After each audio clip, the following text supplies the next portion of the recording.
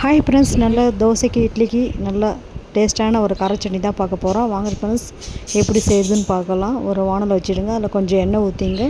கொஞ்சம் வெள்ளை உளுந்து சேர்த்துங்க. 4 காஞ்ச மிளகாய் சேர்த்துங்க.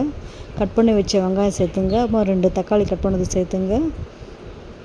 இஞ்சி துண்டு 4 சேர்த்துங்க. அப்புறம் உரிக்காத பூண்டு சேர்த்துங்க, 2 பல். நல்லா வதக்குங்க. அப்புறமா கொஞ்சோண்டு புளி சேர்த்துக்கலாம். அப்புறமா கொத்தமல்லி சேர்த்துக்கலாம். நல்லா இதை ஆற விடுங்க. மிக்ஸி ஜாரில் போட்டு இது நல்லா மைய அரைச்சிங்க.